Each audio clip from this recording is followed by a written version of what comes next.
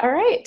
We have Randy Clark with us today. He is the owner of St. John Clark Pain Treatment Center and also the founder and owner of Center for Neurosomatic Studies. Did I get all of your titles right? Close enough. Sure. Sure. So he is my teacher and my mentor and my boss. So crossing all sorts of boundaries.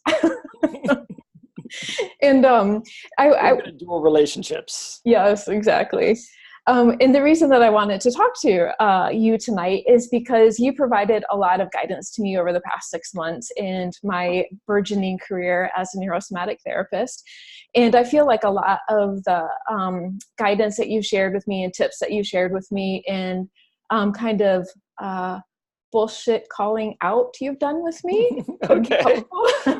Yes, I don't know if that's an official title, but yes. For other therapists as well.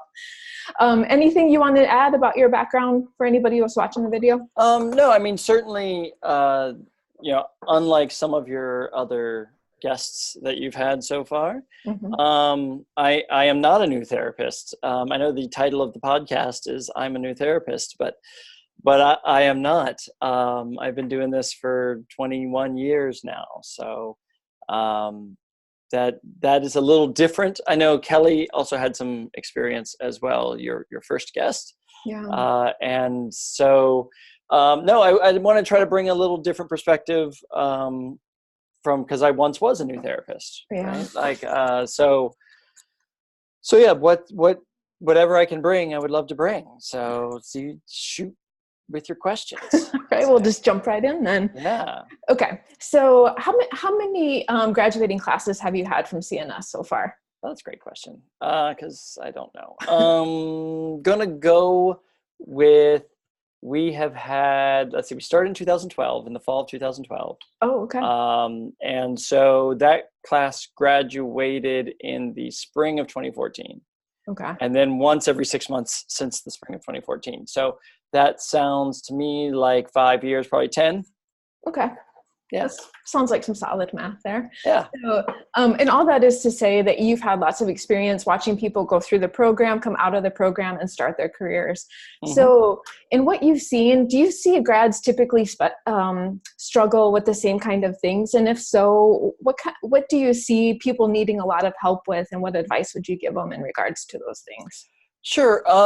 I think everybody, when they leave school, just doesn't feel prepared. That's just kind of, I was talking to someone who's about to graduate today, and had her think about her first day of student clinic and how unprepared and scared and like, I don't know what I'm doing, feeling that they have on the very first day of student clinic, and translating that to, that's your first day of after graduation, right? Mm-hmm. Like that's going to be the feeling you're going to have.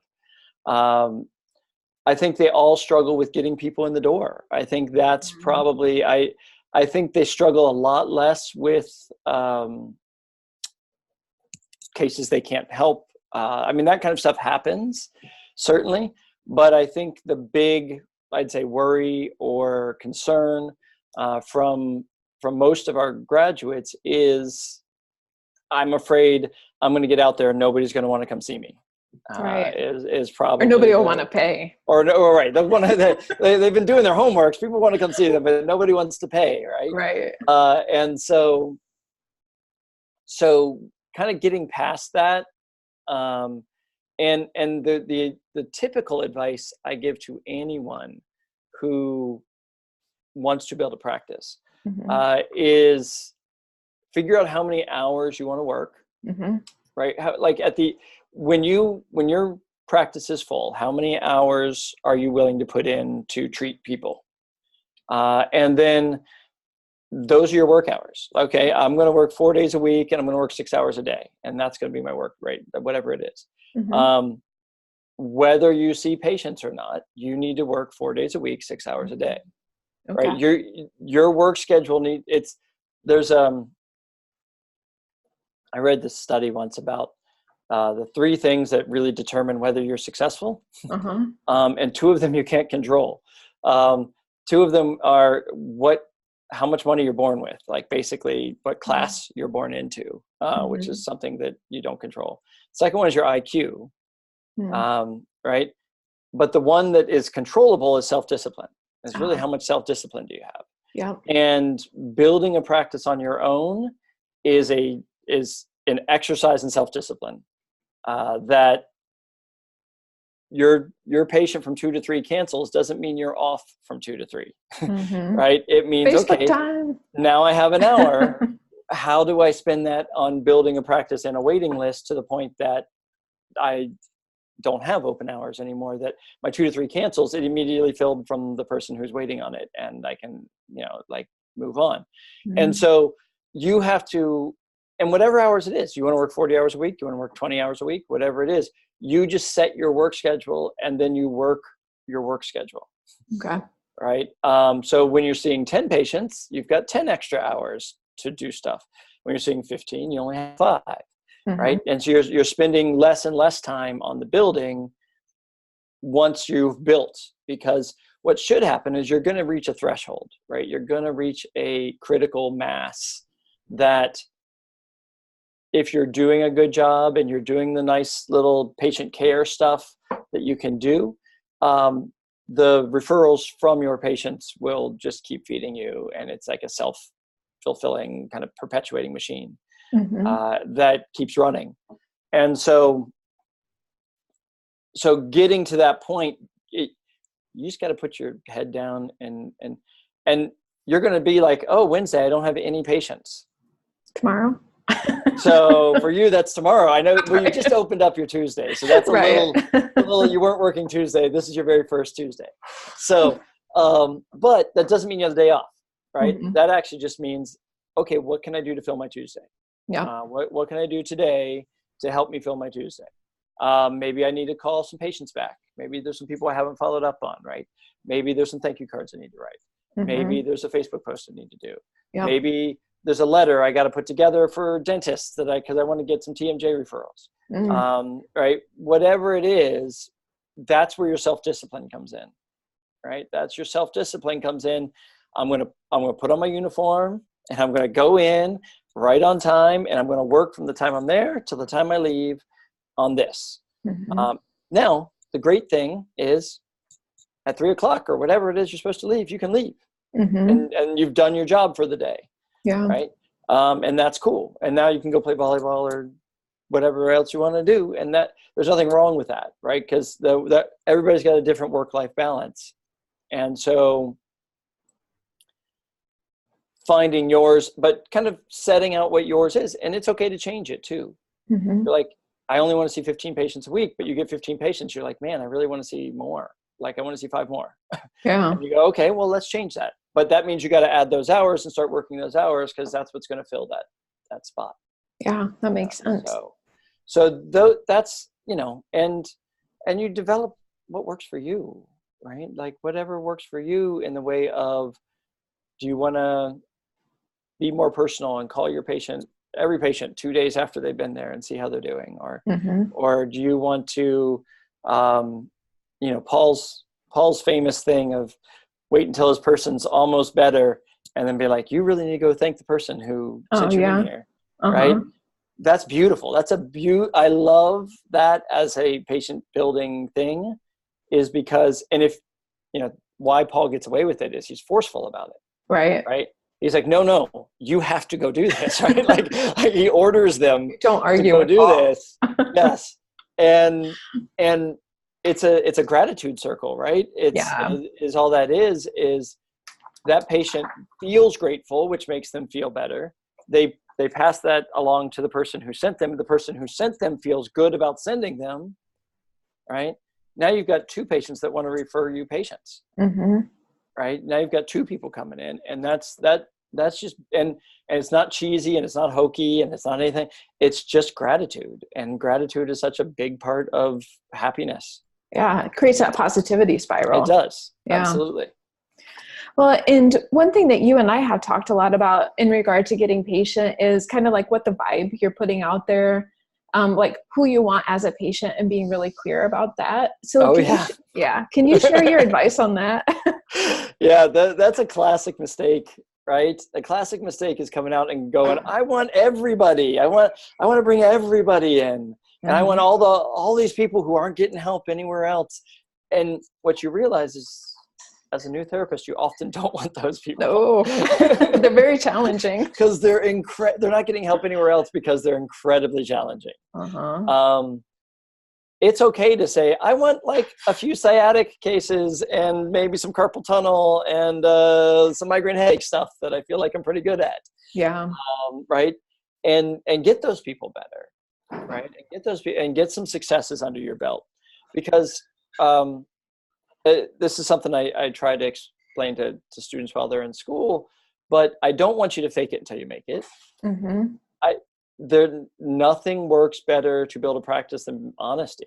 Right? Honesty is the very best thing to do. If a patient comes in and you've never treated someone with that condition, you need to tell them, I've never treated anyone with this condition, right? And that's totally okay. And it's okay to use someone else's experience. Hey, my teacher in school told me that they had a really good success with this person that had Parkinson's or whatever it is, something you've never treated, right? I've never done it, but I'd love to try, and let's see if this can help you, right? And if they're like, all right, I'm on board, let's do it, right? And you can even go and say, hey, I'm going to do what we normally do.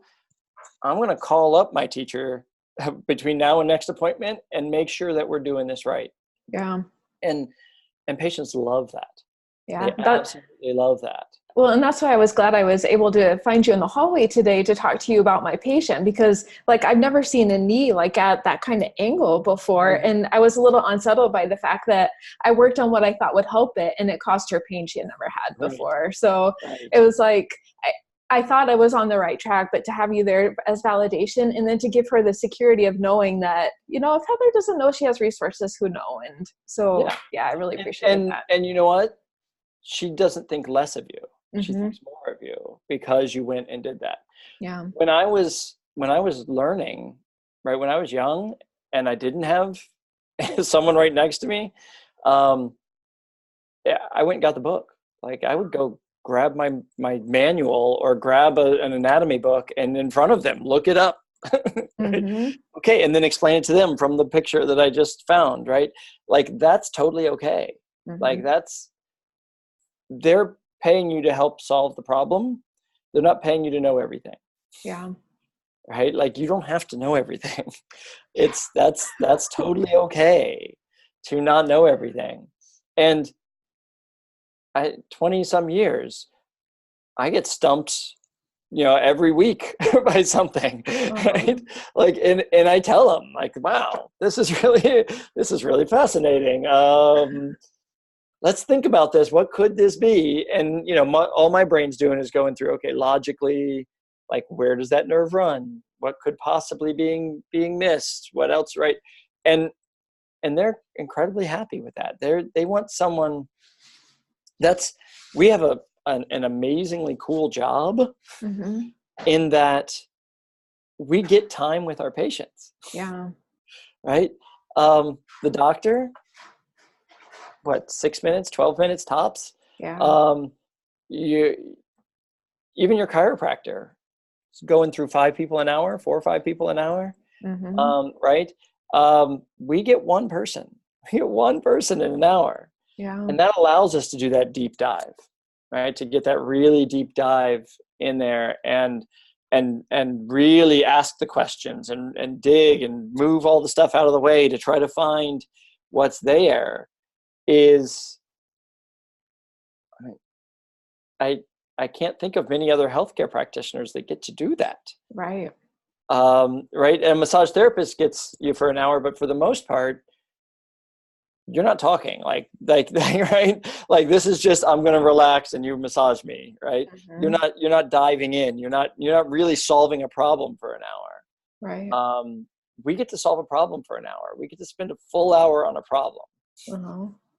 Which I think is pretty awesome. And that's what our patient wants, right? That's what our patient really wants. They want you to think for 60 minutes about them. Well, and you said something when you first hired me, that helped me a lot, especially because as a new therapist, you know, you really lack confidence in your skills.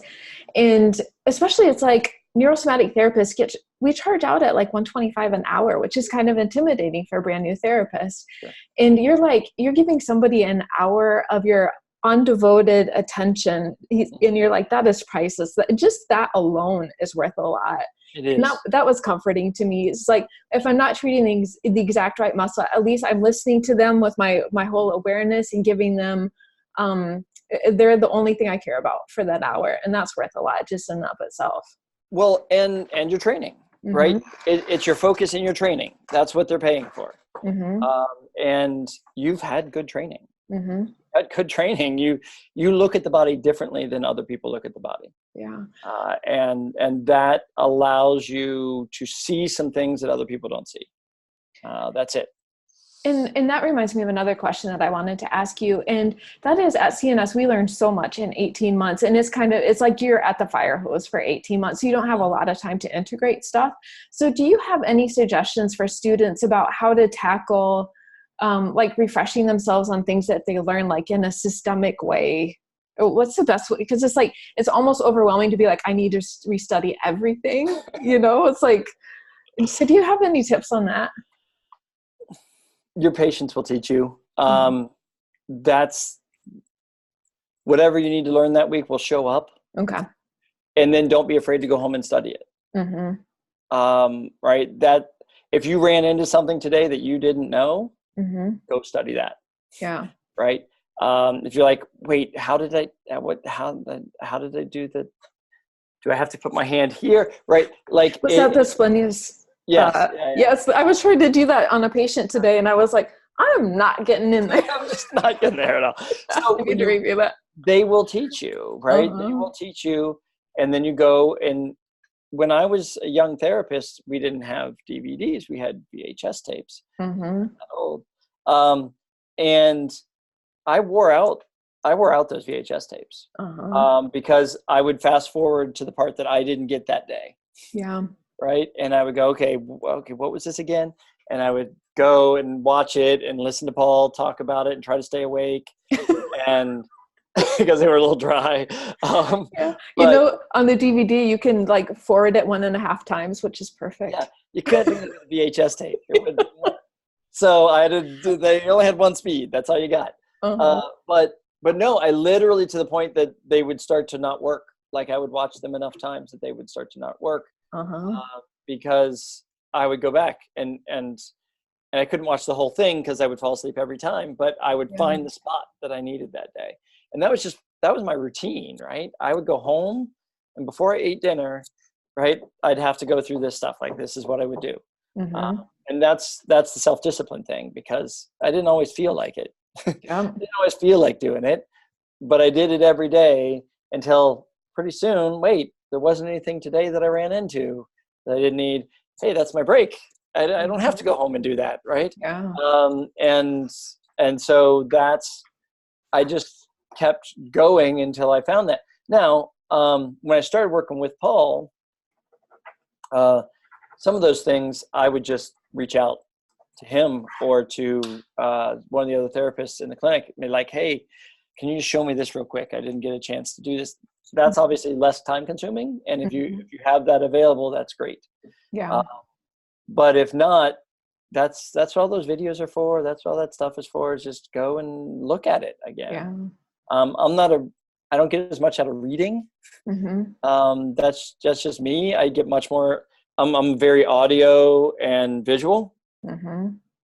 And I learn very quickly from that. Like, I do very well from that. Other people might read their manuals if that helps them, but no, that's what I did. I mean, that's how I did it until I felt confident and I felt pretty good about it. And you forget steps and all that. And I was telling someone the other day that they were talking about when they treat organs, they were just like, I don't remember all the organ stuff. I just kind of find the tight spot and rub it. And, and I'm like, that's fine. Did it work? Right? Did it work? is kind of the key question. Is if it worked, that's what they needed. Yeah. Right? That's what they needed. You're fine.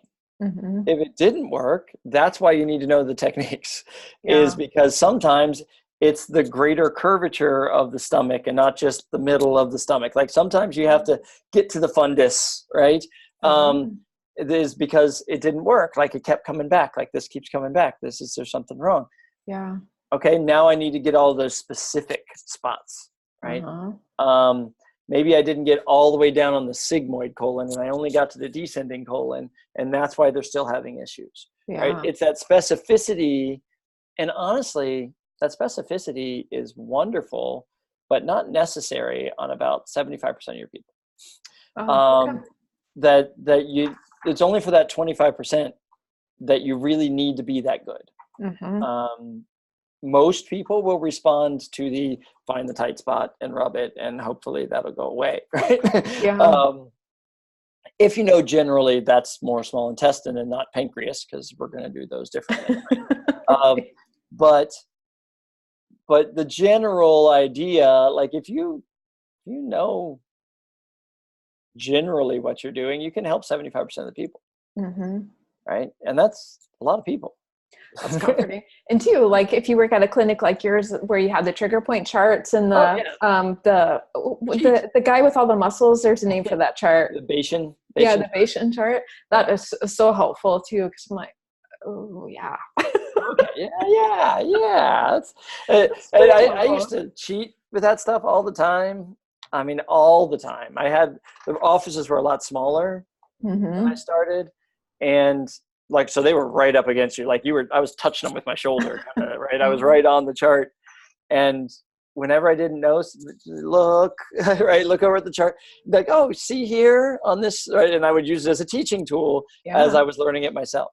Yeah. Well, I think it's good for the patients too, to realize like, oh, I'm normal. This, like other people have had this pain, it's been treated this way and it's helped them. So I think it gives them some comfort too. Yeah. When, someone has tinnitus, one of the first things I do is walk them over the trigger point chart and be like, here are the muscles that all refer to your ear. I'm going to treat all of those today, and we're going to figure out if any of those are causing this problem. Right? But the fact that they see that the trigger point goes to the ear and you're not just making it up, like there's a reason I'm going all the way in your throat like this, right? Is I know your problem's here, but this muscle refers up to your ear. And like laying out that, and like, oh, they do know what they're doing, and no one's ever told them that, and so they're always impressed. But yeah, it's use them. Use all the tools you can use. This thing. So use this all the time. All the time to show, okay, this is what C1 is doing. This is what C2 is doing. All of that stuff is helpful. Right. The better you educate your patient, the better they are as a referral source. Because the more they can explain to their friends, the better they are at referring their friends in.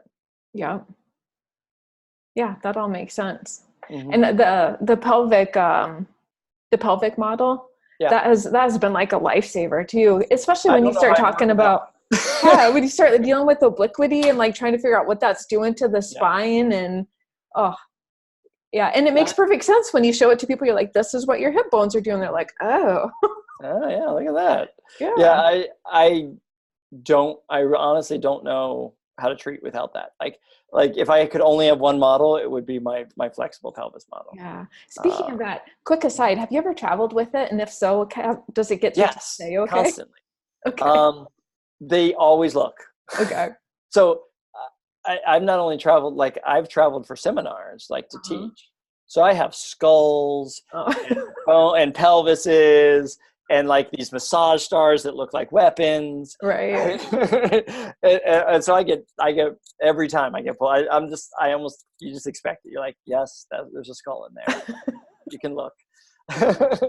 Right. It's like, yes, that's, but it's, and those disarticulating skulls are fragile and expensive. And I don't want to stick it I don't want to check it. No, I gotta. It would be disintegrated.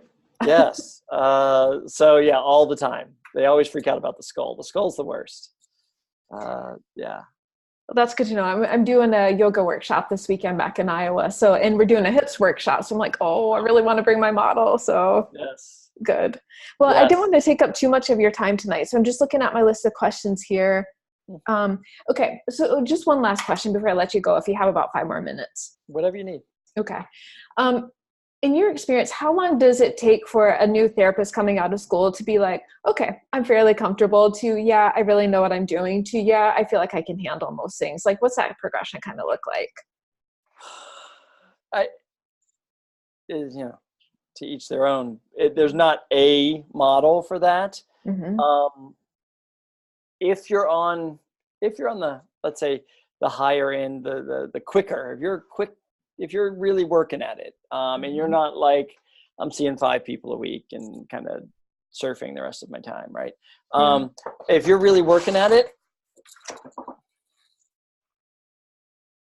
takes about 6 months to feel like you know what you're doing a little bit. Mm-hmm.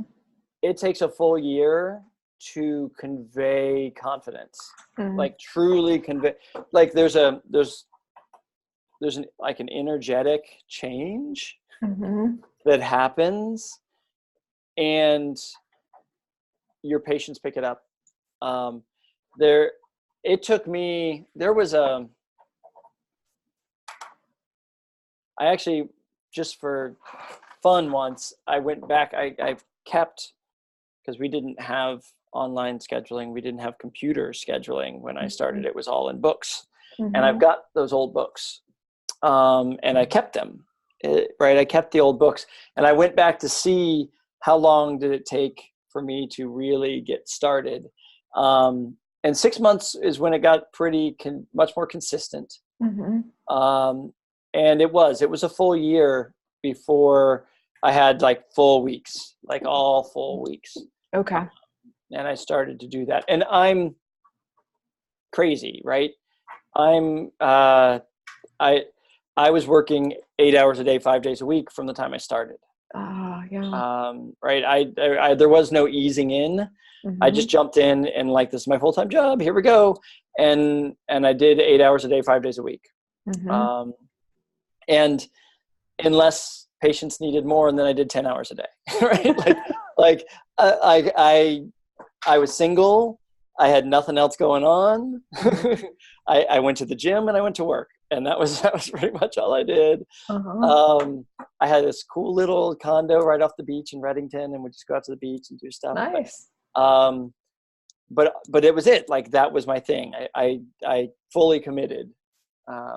And so if you're like, I'm a 20-hour-a-week therapist, you might take longer to do that. I also was a super pest to Paul and would bug him all the time with questions. Right. And then, like I said, I would go home and watch my tapes. And so I was just in, like, I was just going at it. I had no business sense. I had no idea what to do, how to build a practice or anything like that. I really was, because I didn't really do it until I started with Paul. I would treat people at my house, and I would do some other things, but I always had another job. When I took the job with Paul was the first time I went full time. Like that, I decided that was my job. And so I really had nothing else, man. That's what I did. Building with a family, building with other things going on. I don't know how, like, I would have had to do it very differently. Yeah. But no, I would say, don't even judge yourself as a therapist till you're a year out. Like, don't even worry about it. You need successes, right? You're not going to get that. There's that inner confidence that I was talking about, like that resonance that changes. But that resonance changes when you start to handle things, like when you start to see those patients and you get those raving fans, right? The raving fans who just keep sending you people because they think you're the greatest thing since sliced bread. And when you get those and you start to see, wow, I really am consistently helping people that were not getting help other places, Yeah. you're like, oh, wow, I kind of know what I'm doing. And then it just goes. Like there was a day, like, and you can almost look at my book and see when it was. Because my book, it would come and go, and it would come and go, and it would I'd have a really good week, and then I'd be like a full empty day the next week, right? And then, right, and it would do that. And then there was this point that I hit that day, and for the next 19 years, I haven't had an empty week. It had been consistent from that point on. Like there really was a point that I hit. It's and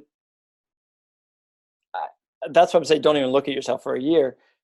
Is I had the best situation. I had nothing else. I was full time, and I had Paul St. John sitting next to me to answer all my questions. Yeah. Right. So I put myself in a spot to be like, I'm going to absorb this, and really glad I did. Like, I can't tell you how happy I am that I get to do what I get to do. Yeah. Because I mean, you own at least 2 businesses, right? And you still treat. So Yes. Obviously you love what you do, because I don't know how Yes. else you could manage all of that. No. And there's, I'm doing this from my office here at 7:40 at night, because I took some patient at 5:30. Right. Is that because, and I got here 7:45 this morning. And so and I'm not tired. Right? I really do love this. I think it's amazing. I mean, I think, why does anyone do anything else? But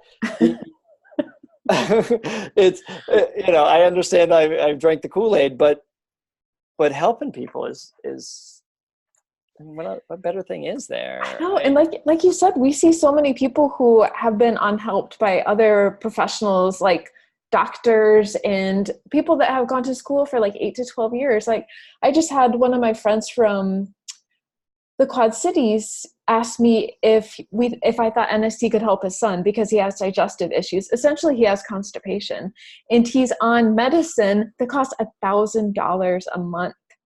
And I'm like, yeah, I think he's like, for $1,000 a month, I think I can take care of it. Yeah, it's just like astonishing, Yeah. Yeah. So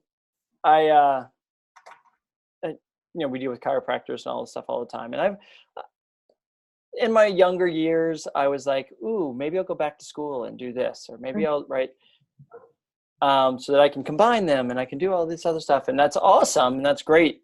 If you want to, do you know how much school costs?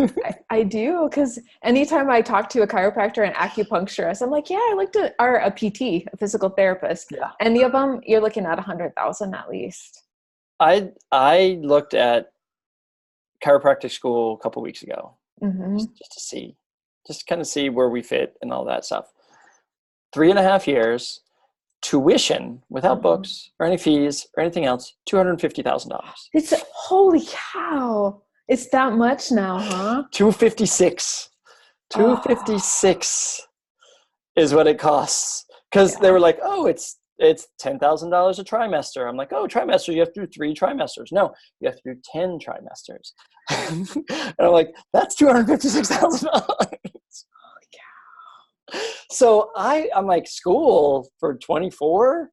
Yeah. What a deal. Like that's a tenth the price. Yeah. And that includes your books. Like that's the other one, doesn't include your books or anything else. Right? Like I'm like, wow. Yeah. And student loans and all that stuff. $256,000 is $400,000 by the time you're done paying it. Yeah. I'm like, wow. So I feel like we have a great deal. I feel like me charging $140 an hour is a ridiculously good deal. Yeah. So I feel good about it because I feel like I'm actually giving them a break. Yeah. To do it, because the person, the 5:30 person I saw tonight had traveled from Nashville. They traveled from Tennessee to come down and see us. Because you can't get this anywhere. Yeah. It really is special. And so I don't know. I just feel like we're in on a secret. And that it's going to grow, but it doesn't matter how good the field gets. Your first year is going to be a struggle. Like, you just have to sit down and understand, like, part of the growth as a therapist is the struggle, right? The journey is what it's about. There's no growth without discomfort. Yes. If it were just easy and you walked in, you would be no better in a year, right? Like, you got to have that struggle. You got to have that peace. And if you can get through it, and if you can persevere and be dedicated and have that self-discipline, the gold on the other side is awesome. Yeah. Well, on that note, that's a good high note to end on. So I need to schedule a follow-up session with you because I have what I want to call the lightning round, just random questions that have come up while I was treating people.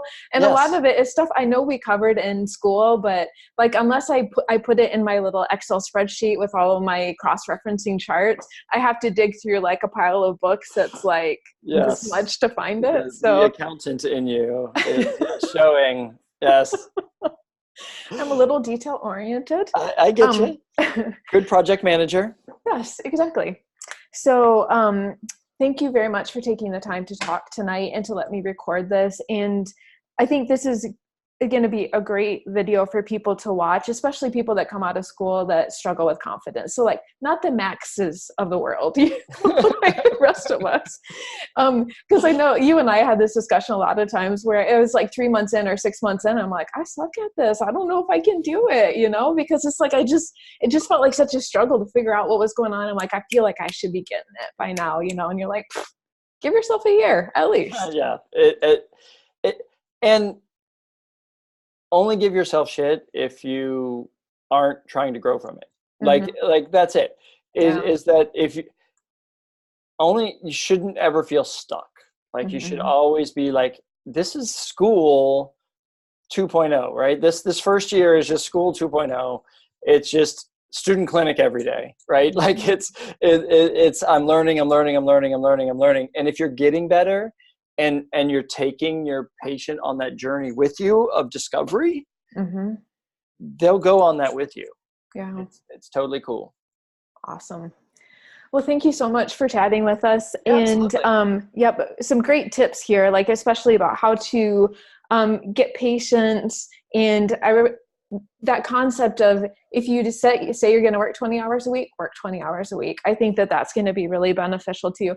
And now it's clicking with me better why, like when you hire people at the clinic, you want them, well, if you say you're going to work from 8 to 3, you need to be there at 8 to 3, even if you don't have any patients at 1.